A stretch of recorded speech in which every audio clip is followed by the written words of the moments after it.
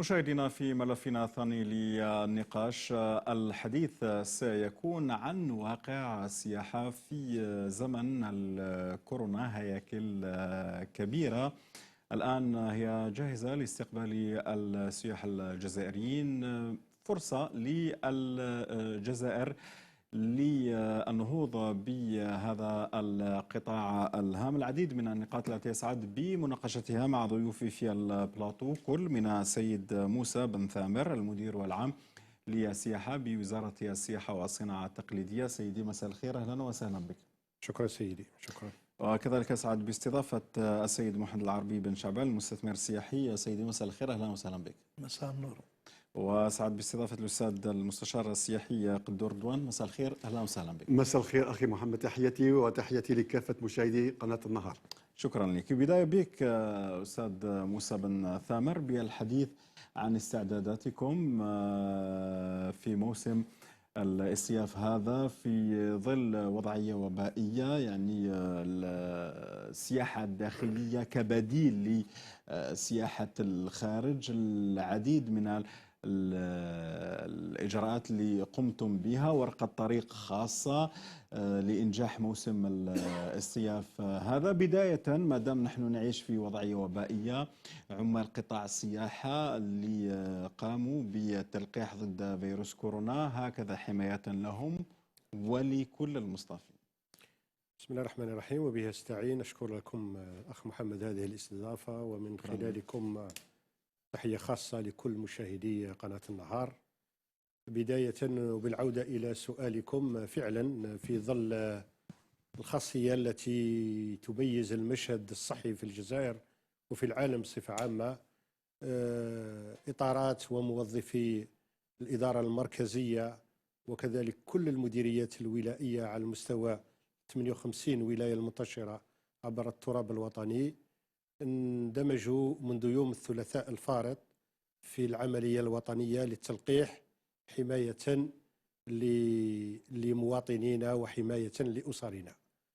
كانت تمد التعليمات في نفس اليوم لكل المؤسسات التابعة للقطاع، سواء كان مؤسسات فندقية عمومية وخاصة بدون استثناء، أصحاب وكالات السياحة والأسفار، للتواصل مع المديريات ولا مع القطاع الصحي على المستوى المحلي للمشاركة في هذا المجهود الوطني، كما أشرت سابقا، حماية لأسرنا وبعثا لمجموعة من الرسائل، وعلى رأسها السعي إلى إحداث موسم سياحي متميز وآمن. آمن كرسائل إخواننا وأخواتنا العائلات الجزائرية والمجموعات الشبانية، باللي راهم يتعاملوا مع إطارات ومع موظفين وعاملين في القطاع، هم اللي كانوا السباقين إلى تقديم المثال والنصح في هذه كنقطة أولى، وهي نقطة جد مهمة عندما نتحدث عن الأمن الصحي.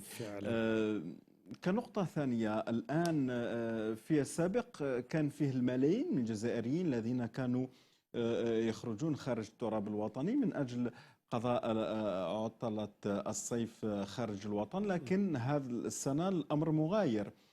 هل الآن عندما نتحدث عن المؤسسات الفندقية سواء العمومية والخاصة جاهزة لاستقبال الملايين من الجزائريين، لأنه فيه توقعات تقول أنه ملايين الجزائريين بعد العيد الأضحى إن شاء الله سيخرجون في إجازات سنوية؟ هل كل شيء جاهز؟ شكرا الأخ محمد على هذا السؤال وأهميته. فعلا هناك مجموعة من العوامل تدعونا إلى التفكير في إيجاد بدائل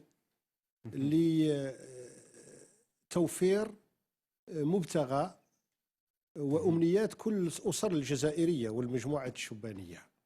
احنا على مستوى القطاع بالتعاون مع كل التمثيليات النقابية والفيدراليات الخاصة بالفندقيين ووكالات السياحة والأسفار، سعينا رغم أهمية رغم خطورة هذه الجائحة للتواصل معهم ومحاولة توفير أو تجميع وسائل إسعاد هذه الأسر.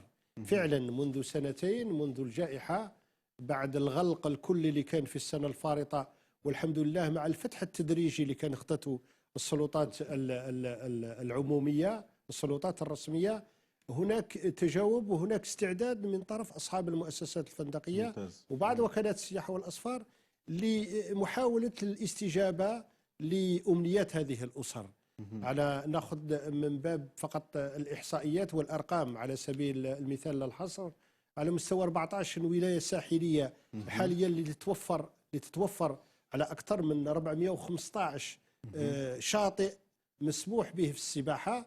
هذه الولايات 14 من أقصى الشرق الطارف إلى أقصى الغرب ولاية عين تبوشنت، استطاعت هذه الولايات توفير 55 مؤسسة فندقية.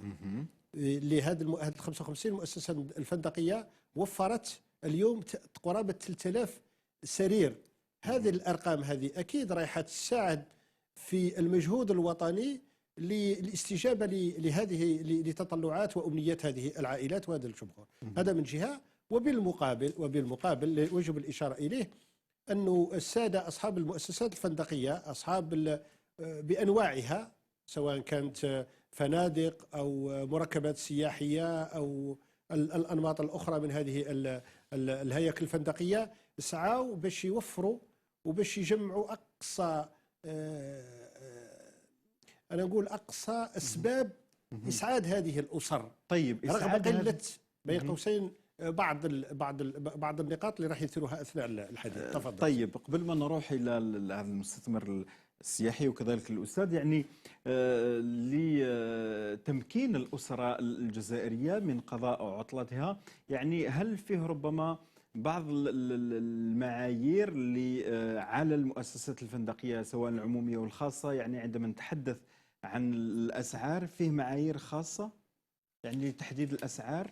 شكرا أخ محمد على هذا السؤال، وهذا السؤال يتكرر في الحقيقة. لأنه العائلة الجزائرية يعني المتوسط فيها 4 أفراد.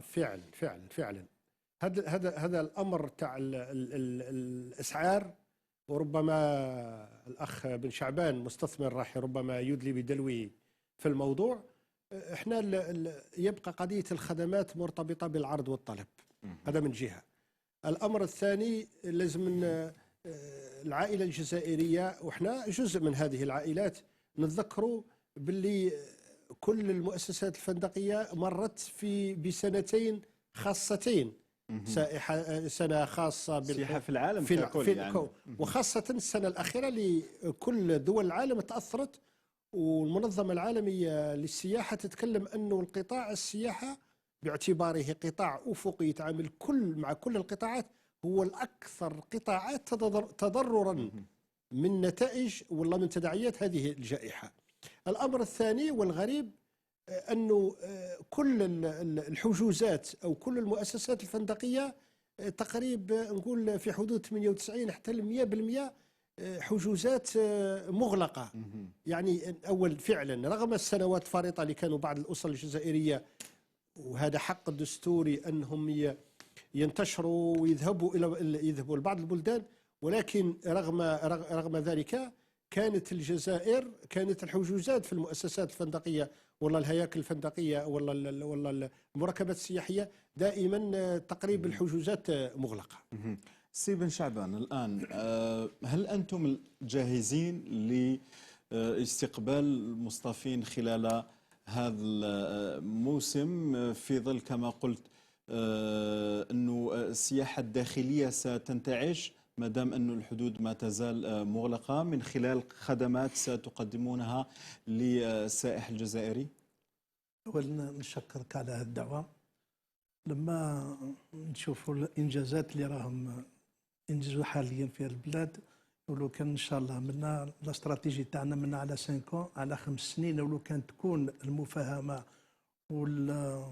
والاكومبانيمون ريال تاع ماشي أعلى الدولة في المستوى محلي. لما نشوفوا القوانين اللي راهم لي لوا كي اكزيست اكطويلمون بور لاكومبانيمون دو لانفستيسمون، ما كانش بلاد في العالم اللي عندها قوانين كما بلادنا. للاسف التطبيق في الميدان هو اللي راه المشكل.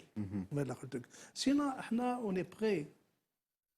D'ailleurs, je ne sais pas si on peut voir la structure qu'on a réalisée في ظرف قصير مع أموال vraiment la banque n'a participé qu'à moins de 40% du montant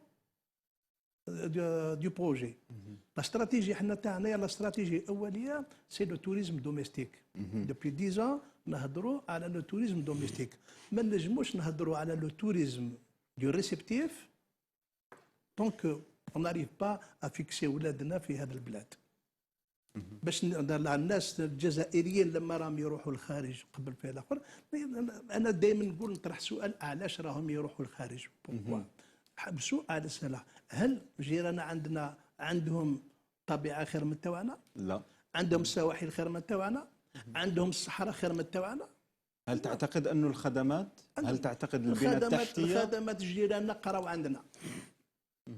جيراننا هذو اللي راهم يجيو دروك يعطيونا دروس في السياحه، تخرجوا في الوراسي، تخرجوا في تيزي وزو، تخرجوا في بوسعاده. للاسف لحقنا لاداج وين لا با ديباسي المتر. لي زاني 60 70 حتى ديبي 80 l'Algérie était un pays réceptif. انا كنت moi je suis venu accidentellement في السياحه. moi je suis entreprise de bâtiment. خدمت في الصحراء plusieurs années. شحال كاين قبل يجيو بور دي فواياج دو نوس ابي الجزائر. جوني بري بليزيور فوا ديال للاسف لو بترول ولا استراتيجي تاع الحكام انذاك ils ont négligé le tourisme, ils sont basés sur le pétrole. طيب عندك ورقة طريق الآن لاستقطاب السياح الآن، ما دام الجزائري ما عندوش يعني مكان آخر إلا أنه يكتشف بلاده؟ لا استراتيجي تاعنا حنايا سيتي فو ديفلوبي دابور. لازم نبداو في التوريزم دو ماس، التوريزم ريسبتيف، لو توريزم ميديكال، التوريزم سبورتيف. سنتحدث عن هذه لأنه باش ما يكونش فقط يعني سياحة موسمية لكن حتكون طوال سنة. سأعود إليك سي بن شعبان. طيب أستاذ قدور دوان، كيف يمكن للجزائر أن تغتنم هذه الفرصة للنهوض بالقطاع السياحي ما دام أنه الحمد لله زيد قلت 3000 سرير؟ نعم. هكذا. نعم. حتى أنه شفنا الوكالات السياحية مثلا عندما تتصفح موقع الفيسبوك يعني فيه منتوج كبير الآن يعرض عندما نتحدث عن الفنادق والمركبات السياحية. انطلاقا اخي محمد المحترم، تحياتي لكافه مشاهدي قناه النهار والضيوف الكرام. على كل حال كما يقول المثل عندنا، الانسان ابن بيئته. السياحه في زمن كورونا يعني لكل وقت لابد ان نتعامل معه، بما ان هناك يعني ظرف خاص يمر به العالم كامل، وبالتالي لا يجب علينا ان نتعامل مع هذا الظرف الخاص من الناحيه السوسيولوجيه، من الناحيه الاجتماعيه، كيف يمكن ان نخلق الارضيه المناسبه من اجل السماح. كما تفضلت هناك ما انا ربما اختلف مع زميلي عندما نتكلم على لو توريزم دو ماس او السياحه الجماهيريه. هل اليوم عندما نتكلم على السياحه الجماهيريه، هل اليوم الجزائري لديه سيوله من اجل ان ربما ان يعني يقيم في فندق من 3 4 5 نجوم في ظل هذه؟ تعرفون ان اليوم الجزائري ان عده منشآت، ان عده وكالات سياحيه، عده مؤسسات سياحيه عمالها اليوم في بيوتهم، يعني بيوتهم ربما يتقاضون نصف الشهر، وهناك من لا يتقاضى أي سنتيم شهريا. يعني اليوم ما فيش ربما هل اليوم السؤال لابد أن يطرح، أو كما يقال عندنا ما هي الإشكالية، لا بروبليماتيك لابد أن ننطلق لها. هل اليوم الجزائري يستطيع أن يقضي أسبوعا كاملا بنفقة أو بنصف النفقة في أوتيل من هذا؟ أنا أرى كل حال جو فيليسيت مون امي، يعني أهنئ زميلي على هذا الإنجاز. ربما نقول هذا سروكور، بما أنه استطاع أن يبني أن فندق من هذا القبيل، يعني شكل باخرة، يعني كروازير، ولكن كروازير يعني جاثمة في مكانها لا تتحرك. ولكن هل اليوم الجزائري الأخ محمد والمستمع الكريم، حتى نكون منطقي، حتى لا نكون لا خارج الموضوع، هل اليوم نستطيع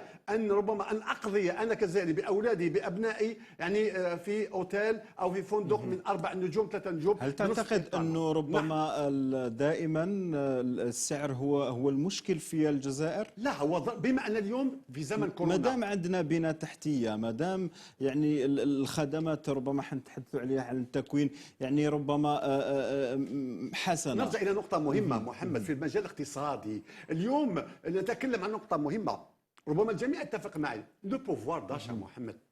اليوم القدرة الشرائية. اليوم أنا قضيت في وهران مثلا الأسبوع القادم أنا عائلتي في غرفة من 3 سرة 11,000 دينار.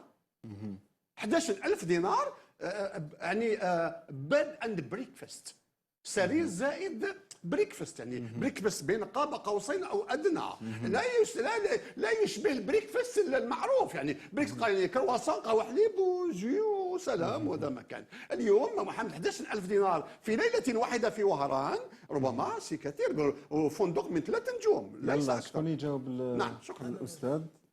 يلا تفضل. لا والله العظيم لا نتاسف الناس اللي تهدر ونزاكوز في الاخر. لازم باش بور جينيراليزي كاع اصحاب الفنادق لازم الواحد نقولوا بعض، يعني هو ماهوش راك تشوف الباخره اللي راك تشوف فيها ما شاء الله ما شاء الله ما شاء الله. نقول لك الثمن تاعها ما تصدقنيش، الثمن اللي غادي نستقبل زبائن ما غاديش تصدق ودنيك. سيتادير الثمن، ما فهمتش الثمن. نعم ثمن الليله الإقامة. لا ماشي نعم إقامة، لا باش تجي تسكن عندي. ما فهمتش. لا اليوم واحد قول لي الإقامة. جو بار با ديقامة، جو بار راني نهضر، اسمح لي ما نهضرش باللغة العربية ولا هذا واش لو بري نعم دو لانويتي في هذيك الباخرة سي ليكيفالون دو بري تاع حمام. سافا سيتادير انا عطينا السعر. انا في مجال انت روح عندك هذاك مازال ما راهش محلول ولا ماشي محلول. لا والله هي للاسف اون بريفي سيتي بريفي نحل يا 2 ans ما ندخلوش في التفاصيل، اون ني با باش بور بوليميكي ولا في لا بورتويك. سي بور سا كو جي دي اون روفيان على لاكومبانيمون على لادمينستراسيون لوكال. سمعت فيها لما البنوك. لكن سي بن شعبان في كل مره نقنع الثمن اذا سمحت لي محمد حاليا. نعم هضرنا على في الاخر اكtuellement j'héberge GTP. GTP c'est une société filiale Sonatrach اللي راهم باغيين لو بترول اللي فات على المغرب يروح على البحر. سي بريفيليج بور فو، سي بريفيليج. كان نقول لك لو بري ما تصدقش ودنيك. اروح جو بي با انونسي على التلفزيون، عطيني ودنك. اروح نعطي لك ودنك. لا معليش اروح. طيب هذا من جهه، لكن المواطن الجزائري الان نحن نتحدث عن السائح المواطن الجزائري اللي يبغي انه يروح رفقه العائله تاعو، اللي نقولوا انه العائله الجزائريه يعني في المتوسط فيها 4 أفراد، وهذا هو ربما الشغل الشاغل للمواطن الجزائري. استاذ موسى اسمح لي دقيقه هذه. تفضل باش نعطي الاستاذ. La stratégie تاعنا c'est de concurrencer nos voisins de l'est à l'ouest en rapport qualité-prix.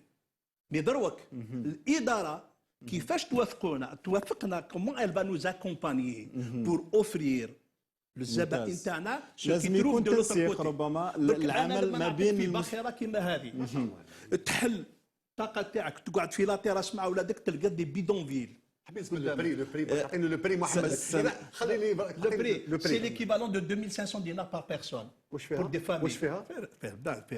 Je parle, c'est des appartements. بدل ابارتمون. حنايا c'est des appartements. طيب يلا نعطي الاستاذ الكلمه. اعتذر فقط. الاستاذ بن تامر انتهى بكلمه عجبتني. حبيت نعرف ما معنى جيشي فيرمي او شبابيك مغلقه فقط. هي الفول يعني اعلنوا واش معناتها؟ لا هو الحجوزات يعني حجوزات. كانت مغلوقه.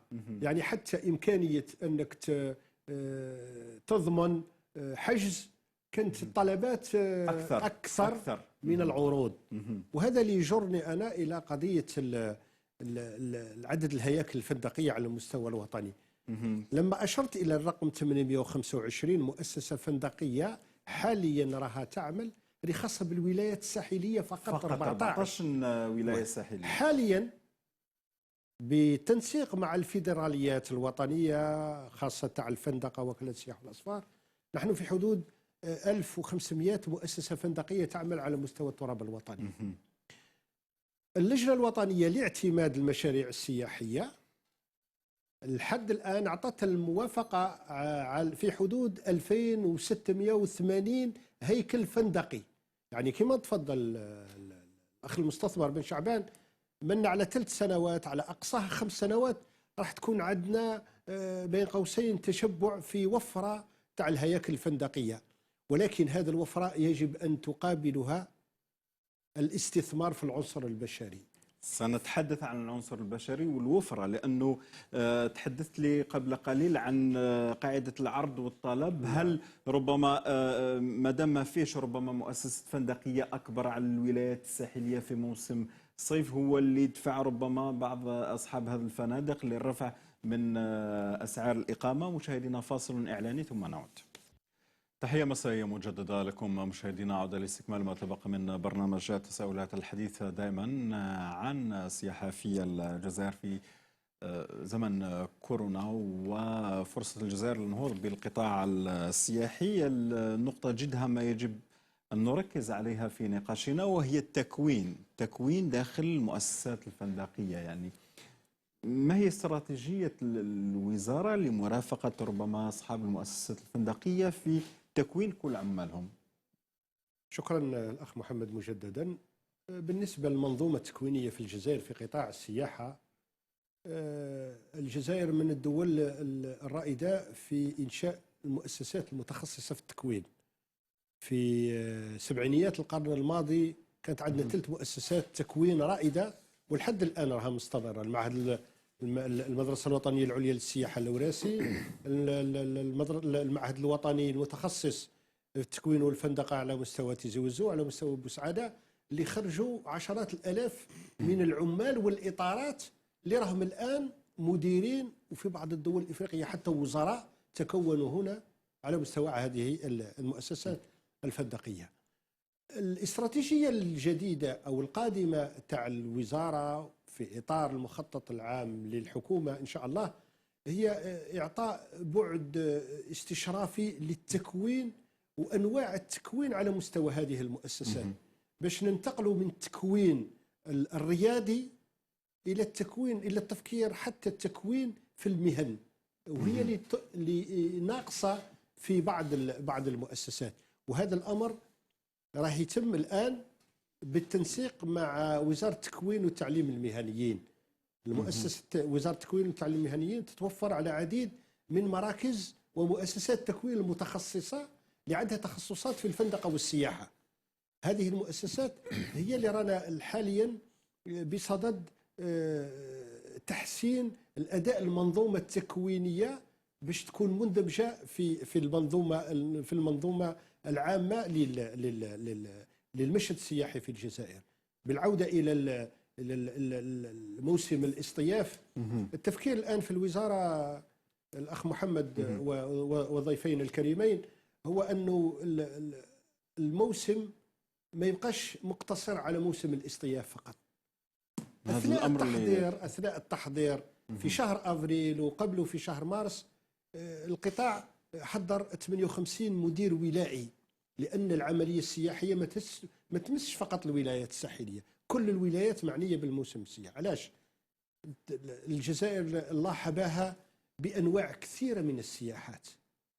فعلا رانا في فصل الصيف الكل لكن يعني السياحة يجب أن تكون طول بارك السنة. الله فيك سيدي. راح يكون مباشرة بعد عيد الأضحى المبارك، وإن شاء الله خروج نتائج البكالوريا اللي إن شاء الله رايحة توسع دائرة الفرح في العائلات الجزائرية، إضافة إلى أمنيتنا ودعواتنا من الله أنه يرفع عنا هذا الوباء والبلاء.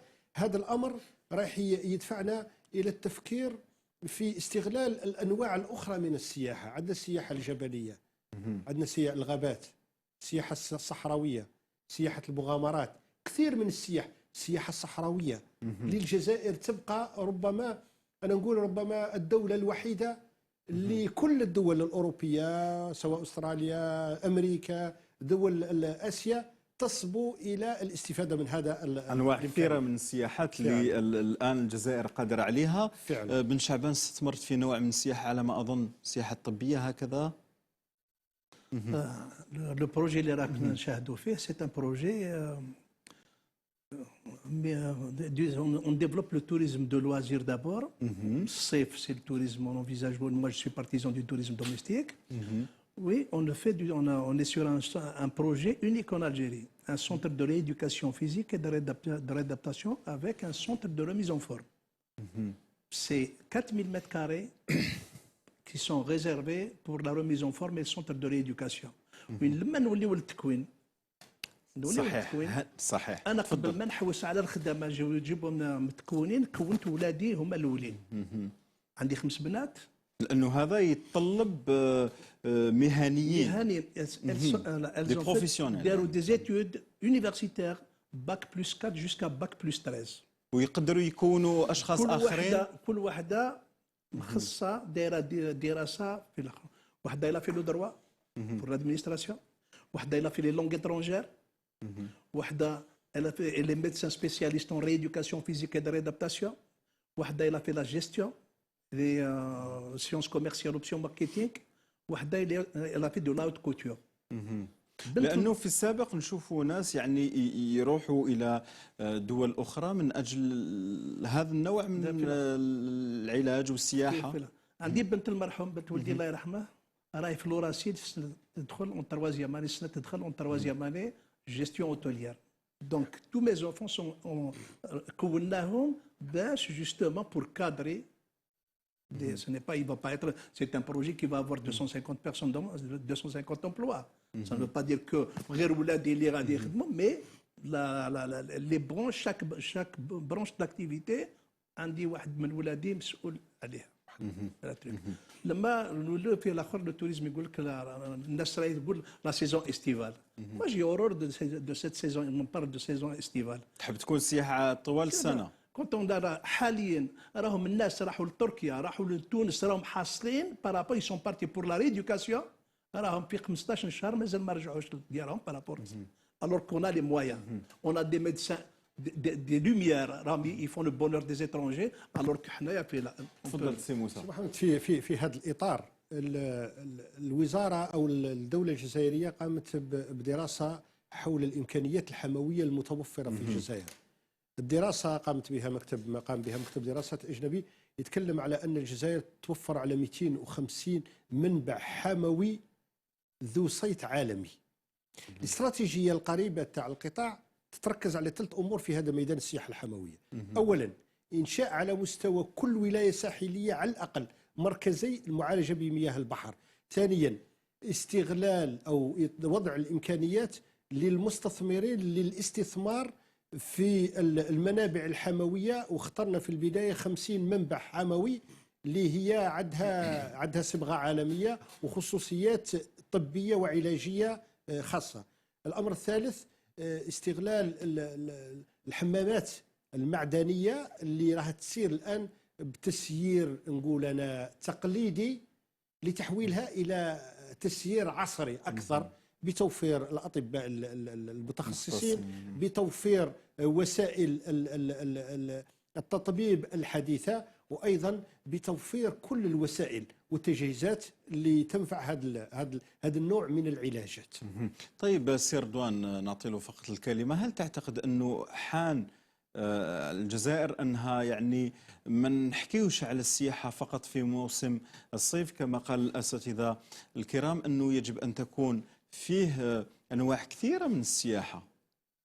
نعم، على كل حال كما تفضلت السياحة الجبلية، السياحة الصحراوية، ولكن اليوم نعرفوها أكاديميا، تدرس هذه الأشياء كلها في المدرسة العليا للسياحة تيزي وزو. لكن أشكر السيد بن تامر أنه أشار إلى جهاز آخر، هي وزارة التكوين. نعم، نسينا هذه النقطة بالذات. اليوم في مراكز الملوم ليس فقط تيزي وزو وأبو سعادة والمدرسة العليا، اليوم في إطار LMD.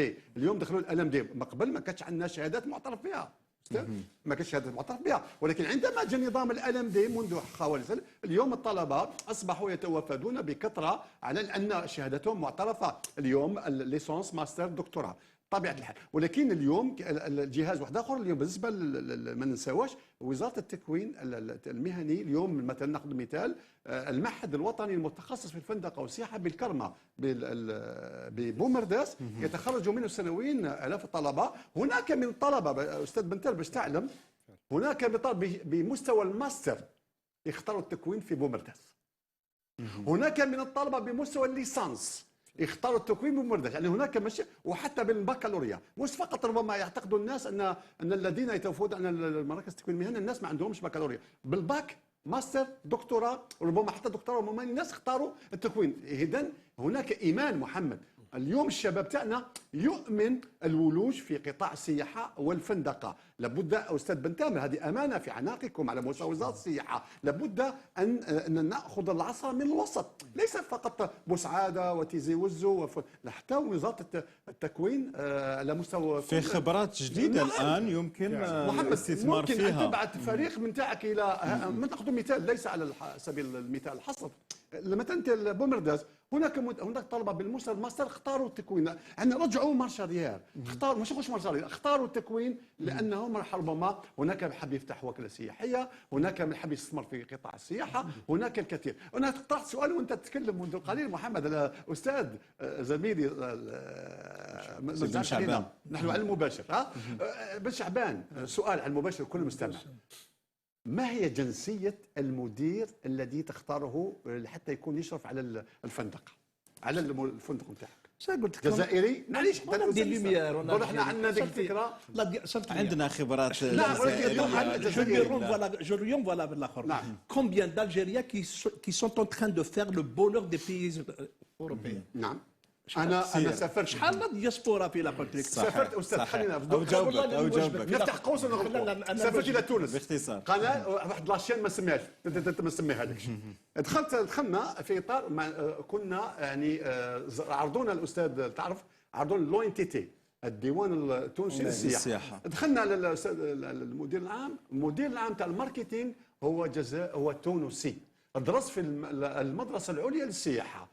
وعندما جلسنا الكفاءات الجزائريه في كل المجالات. شكون كان يسير؟ كان هذا استاذ نحييه بالمناسبه حسن بن تامر.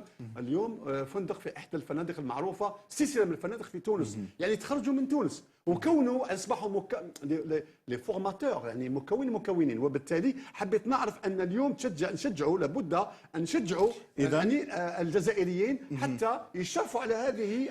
اذا من خلال كلامك الحمد لله يعني الكفاءات التي تستطيع ان تسير المؤسسات هذه السياحيه متواجده، وفيه شباب الان هو في التكوين من اجل ان شاء الله بمستويات عليا محمد، بمستويات عليا. نعم. والبناء التحتيه متواجده يعني على طول الشريط الساحلي وحتى في الولايات الداخليه. كسؤال اخير لك، فيه يعني ورقه طريق وعمل لانجاح هذا الموسم كمرحله اولى؟ شكرا سيدي على هذا السؤال. في الحقيقه العنوانين الرئيسين الخاصين بالموضوع تاع الصناعه السياحيه كما جاء في تعهدات سيد رئيس الجمهورية، تعهد رقم 19، ركزنا على نقطتين: اولا دعم نمو السياحه الداخليه، وثانيا تحسين مردوديه السياحه الاستقباليه. الجزائر كما يعرف الجميع وتفضل الدكتور كل أنواع السياحات. في هذا الإطار الوزارة منذ شهرين أبرمت 6 اتفاقيات مع قطاعات ذات صلة بالمشهد السياحي. بالنسبة سياحة الذاكرة مع وزارة المجاهدين، المسالك الدينية مع وزارة الشؤون الدينية، التكوين وتحسين المستوى مع وزارة التكوين والتعليم المهني، الرفع من المستوى التكوين العالي مع وزارة التعليم العالي. باختصار بالطبع. هذا العنوانين الرئيسيين جرونا الى اعداد مخطط خاص بالموسم. اولا اللي هو ليبقى نعود كما عدت اليه في بدايه الحصه، احترام البروتوكول الصحي المعد من طرف اللجنه الوطنيه الخاصه والذي تم اعتماده في اوت من السنه الفارطه. وكلفنا على مستوى المحلي المفتشي السياحه، مفتشي الصناعه التقليديه بمراقبه دوريه وفجائيه لهذا العمل، اضافه الى مخطط اعلامي لابراز مقومات كل ولايه. الارقام تتحدث في فصل الشتاء مثلا ننطلق من ولايه باتنا والمتاولة من شريعه تكون درجه الحراره -4، مرور بكل ولايات الداخليه، وصول الى اخر نقطه عين قزام او برج باجي مختار من درجه الحراره 35. يعني هذا التنوع البيئي المناخي التضاريسي. ألا المثل العربي يقول رب ضارة نافعة. احنا فعلا هذه الكورونا راح تعطينا فرصة رغم باش نكتشفوا بلادنا. ان شاء الله. في 10 ثواني كلمة أخيرة لأنه وقت الحصة انتهى. النجاح ولا الفشل تاع السياحة ما يعنيش مثل وزارة السياحة، سي لانترسيكتورياليتي. كاع الوزارات لازم يخدموا اليد في اليد باش السياحة تنجح. إلى وزير السياحة إلي لا لوكوموتيف. باختصار بكلمة واحدة، كلنا معنيون بالسياحة في الجزائر، الجمارك، قطاع، ليس فقط وزارة السياحة محمد، كلنا معنيون من المطار إلى الفندق والعكس. شكرا جزيلا لكم ضيوفي الكرام. ختام برنامج تساؤلات. السلام عليكم.